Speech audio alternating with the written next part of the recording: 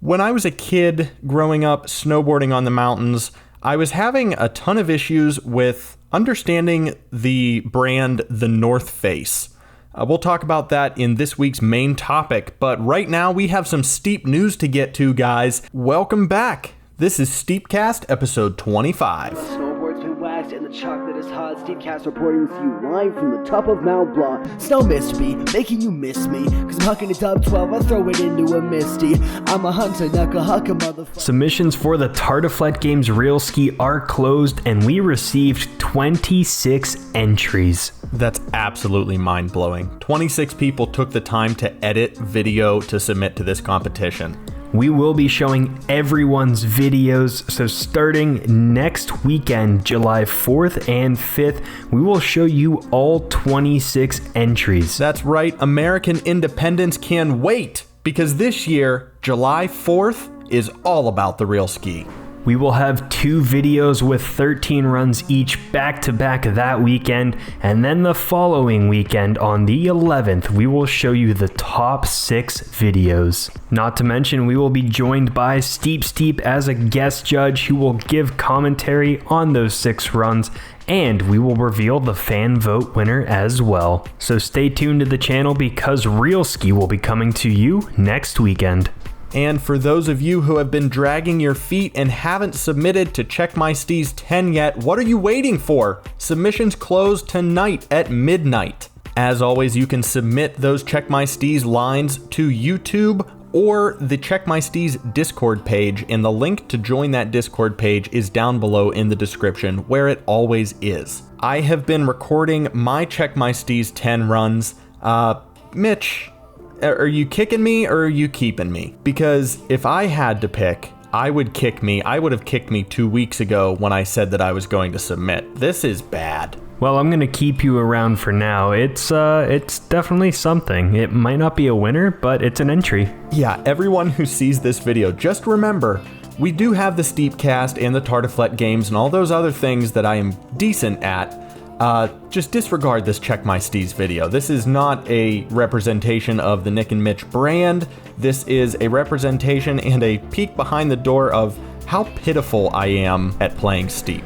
Well, luckily I don't ask you to record background footage for STEEPCAST, and this week the footage comes from Free Skier, so thanks for sending it over. Yes, thank you, because we all know that I cannot. All right, enough of this. It's time for the Reddit Roundup!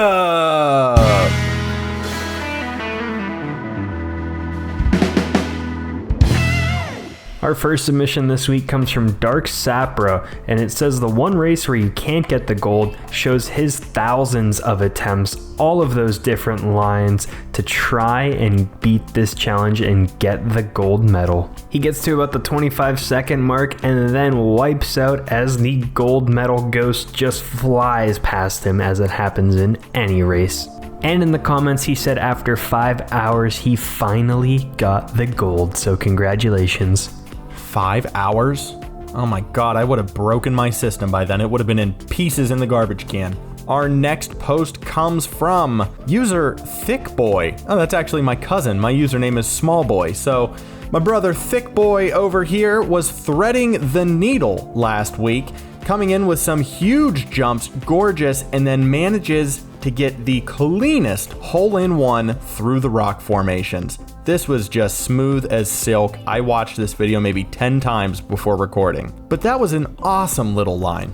We'll follow up that threading of the needle with a hole-in-one from Numbnuts420, who hits the ramp, pulls off a tail grab, and then just squeezes through, hits the skis off of the rocks, and then sticks the landing. Yeah, I tried to do something like that with my Check My Steez submission, and one of my skis went off to Timbuktu. I think it shot maybe 3 miles away from the rock that I was trying to just dink with the back of the tail. We have a screenshot from user Cake of him paragliding, and it's another one of those hugging the sun pictures where the parachute is just perfectly circling the radius of the sun. Wonderful. I love all of these timing shots, playing with the sun. Those lighting effects give you so much to work with when you're doing videos and screenshots. Hats off to everyone. These never get old. And finally, we have a cross post from Exposition End that says, if you've done the Lumberjack Challenge, you'll understand, and I do, because I hit so many of those trees in the challenge, and seeing it done in real life is crazy, especially with that stabilized GoPro that we talked about last week, and of course the guy hits his head on a branch at the very end. That was also a feature of my Check My Steez 10, specifically the branch hitting my head. And thanks to everyone who submitted their content on Reddit r/steep. But now it's time to get into whatever Nick was cooking up at the beginning of the episode.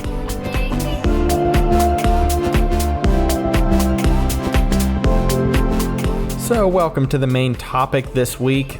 We didn't have anything really planned out. The game isn't doing any special events or running anything that we haven't already talked about yet, so that kind of leaves us to our own discussions. So this is going to be Mitch and I just kind of sharing stories of our childhoods and when we were actively, routinely skiing and snowboarding up in Pittsburgh. And even though we've been friends since about high school, we never went skiing or snowboarding together, so these will be stories we're hearing for the first time. Yeah, that still boggles my mind, that we have been doing steep content and stuff for 3 years now, and this has turned into, it's on par with hockey, and we played on a hockey team for 2 years or something for our high school together, so at least we have shared hockey memories, but 3 years of work in a video game with snowboarding, and we have yet to get up on the mountain together. That's a little weird. Well, one of these years in our adulthood, I'm sure we'll get skiing and snowboarding together, and of course we'll record it because it will be a mess. Oh yeah, it's going to be real gross. So what I was talking about at the top of the video was my confusion with the brand North Face when I was in elementary school, so 4th or 5th grade. Was when we started taking school trips once a week up to the mountain to go snowboarding. And every time I went up there, I never had the name brand equipment with any of my stuff. But when we got to the mountain, I would see people with jackets that said the North Face on them. And in 4th grade, I had no clue what the North Face was. I didn't know that it was a brand. I thought they were talking about the North Face of the mountain. Like that was your pass to go and ski on the north side of the mountain. So I was terrified for like 4 or 5 years when I was starting out to go on the North Face. And my friends would be like, hey, let's go ski one of the slopes on the North Face. And I would get real nervous, like ski patrol was gonna come and remove me from the premises, remove me from the resort, because I didn't have a North Face jacket telling them that I was allowed to be on the North Face. That was it. That was my story. I just thought of that the other day, how silly I was as a little kid, never saw the brand before, and that's what I just assumed was stay away from the North Face because you don't have a jacket that says North Face, therefore you're not good enough. I always remember being afraid of the North Face at Seven Springs too, because it was definitely the steeper side of the mountain. Most of them were black or double black diamonds. So, I kind of was scared of the name North Face because I thought it was spooky until I started skiing it. And then once I got to the point I would bomb straight down the black diamonds, it wasn't as much of an issue. Well, that North Face was kind of terrifying because they didn't have a lot of lights on some of those trails. So you'd be going, you're at the top of the mountain, everything's fine, you can see everything. And then it's 9 o'clock at night, they're turning on the snow machines, and oh, by the way, there are no lights on this trail, so you're just in the darkness in the woods while there's a blizzard going on because they're making snow for that night. The North Face was a terrifying place until, I would say, 10 or 11th grade in high school, when I was like, oh, these are just other trails. They're just different trails on the other side of the mountain. It also was one of the icier sides of that mountain, so oftentimes you would just be downhill ice skating from top to bottom and couldn't really turn left or right. Oh, that was the scariest thing when you lost your edge because it was just a sheet of ice. The North Face was also where I had my half pipe incident, where I was in the middle of the half pipe, didn't realize how tall the walls were on a super, like an X Games half pipe or a Dew Tour half pipe. And I freaked out, and everyone on the North Face was prepared to do the half pipe, and there's 5th grade Nick just scooting his way down the center, in between the two walls of the half pipe, because I could see the resort, I could see the lodge, and I knew that I was close to getting a hot chocolate, so I didn't care who I was disturbing. I was just happy to be off of the North Face. You have any good stories from the North Face or the South Face of Seven Springs? Well, the South Face was the easier side to ski down. It did have some challenging hills too, though. I could hit any hill at Seven Springs on skis, but when I switched to snowboard, it became much different. The first time I went down a trail, I fell, I think, 30 times over the 2 miles it took to get back down. And then I distinctly remember the Wagner slope, which is the just flat or straight flat slope that goes right down. It was a blue square, so about a medium challenge.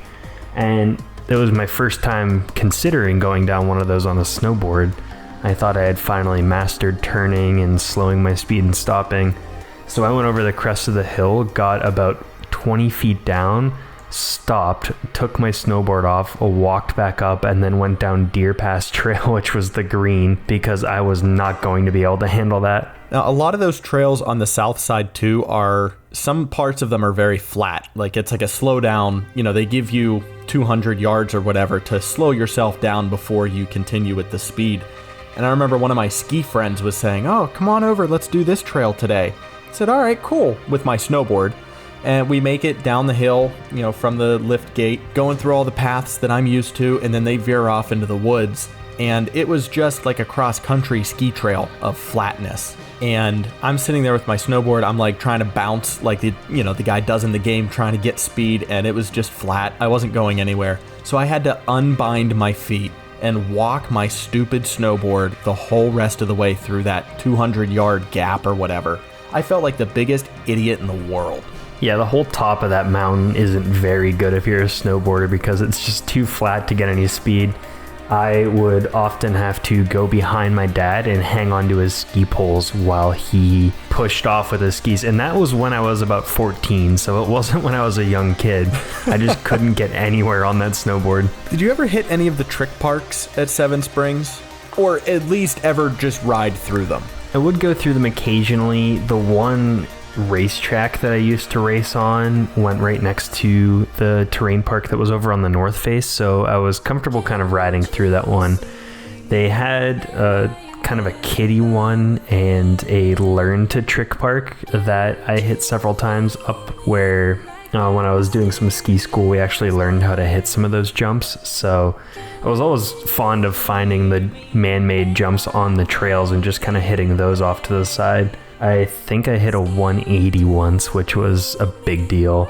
And also one of those rails, as soon as I touched it, I fell on my face. So I do want to go back and learn how to freestyle ski. I think I'm ready for it now, but not too sure. Oh, look at Mr. 180 over here. I bet you planted that sucker. Yeah, that kiddie park was mainly where I would, claim that I was a trick rider and I was doing snowboard tricks and stuff. I went one time on skis. I went with a girlfriend at the time and put the snowboard aside because she wanted to ski and I remembered all of those flat parts.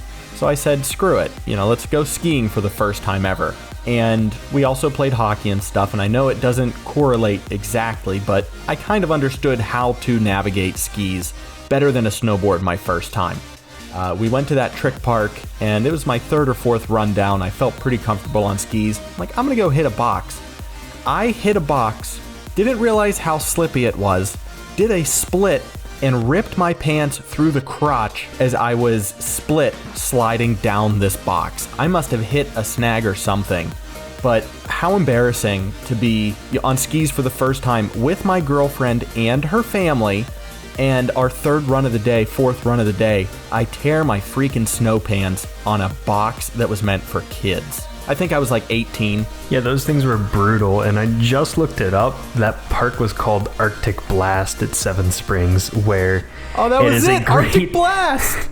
Where it's a great area to get a feel for terrain park features with some progression features built in. So it was kind of like little rollers built into the snow. I think you could go through almost like a sewer tube where you had to crouch down and go through it. So it taught you how to use some of that stuff. But now Seven Springs is pretty big on terrain parks. I didn't realize they have a street park feature that is modeled after some Pittsburgh streets.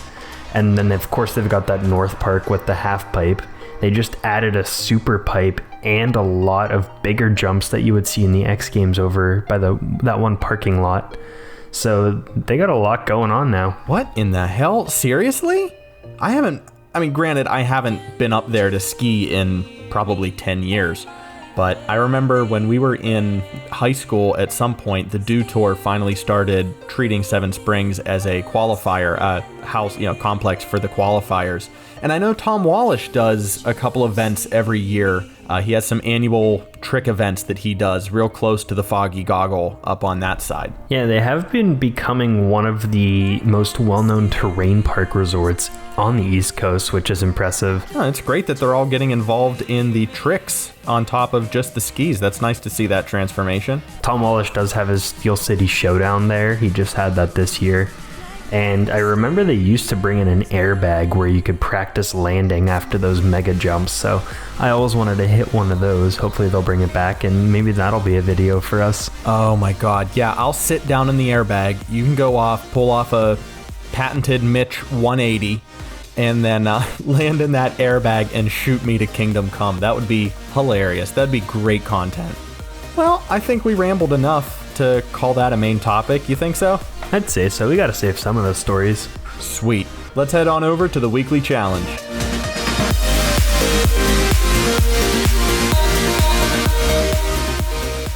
We got a ton of great pictures in last week's weekly challenge, and we have quite a few this week for the theme summertime. So we're gonna stick with the slideshow theme. The following pictures are from Nicola, Free Skier, Kahoot Guy, and Slightly Burnt Pad Thai.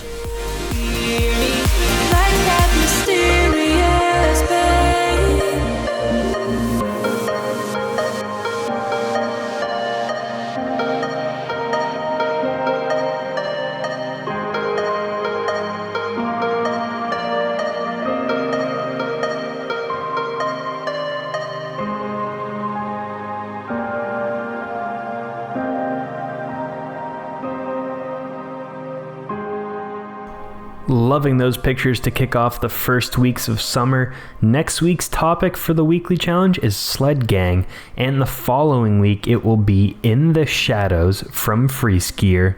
You can submit those pictures in our Discord channel with the link down below. We have a thread just for your weekly challenge submissions. And we also have a thread dedicated to our questions and answers, which we are heading to right now.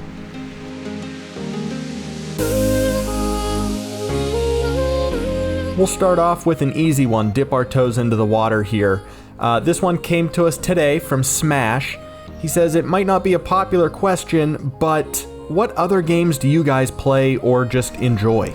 My go-to games outside of Steep are Rocket League, Fortnite, and NHL 20. I just beat The Last of Us 2, and I highly recommend it if you've got a PlayStation.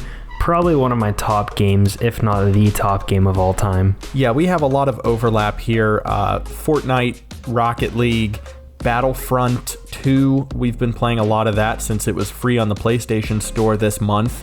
Call of Duty every now and then. My girlfriend really likes playing zombies, so we'll just play zombies for hours and hours. But I have really been getting into racing games. The Supercross, Monster Energy Supercross game that's broken as hell and plays like butt.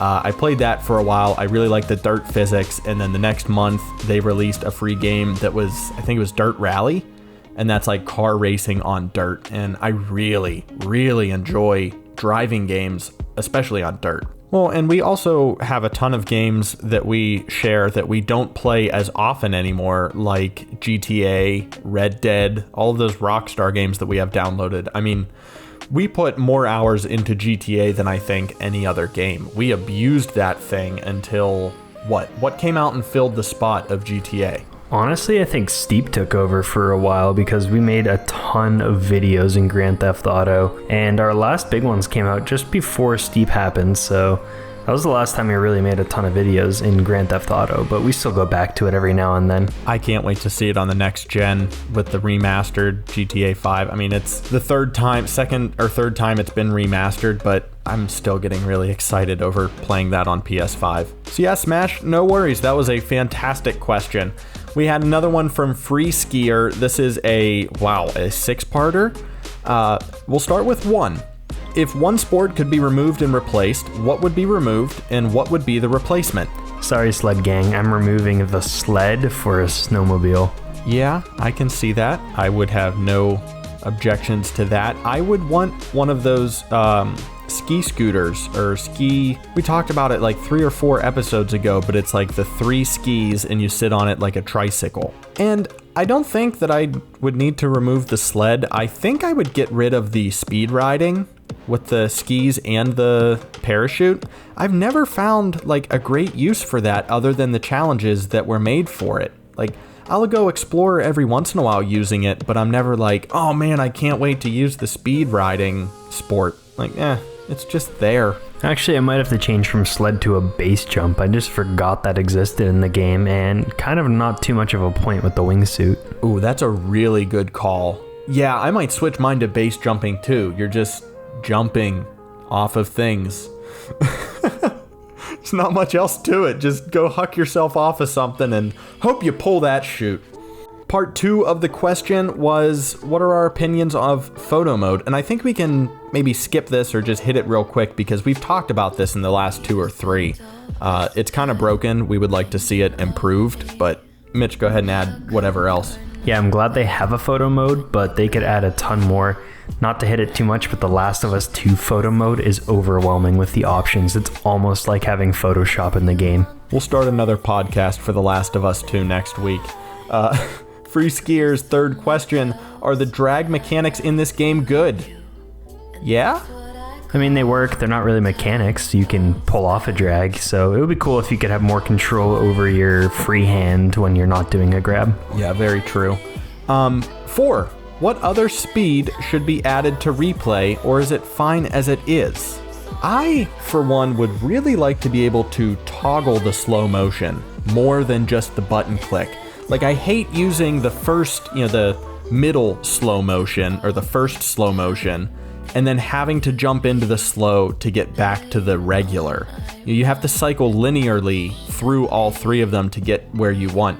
I wish I could take my D-pad or something and just speed it up and slow it down manually. Agreed with that, and also a super, super, super slow-mo, talking the slow-mo guys slow-mo. Yeah, exactly. And the game could make use of, if it's ported over to PS5, if they make use of the haptic triggers up on the DualSense controller, that might be a great mechanic for that photo mode to slow stuff down. It gets a little harder to push it down the slower and slower you get until you're deep in the Matrix with Gavin and Dan, and you're taking up, 1 terabyte of data for every 10 seconds of film you record.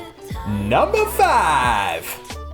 If the Rockies were added to Steep, would you prefer backcountry or having certain resorts featured and backcountry?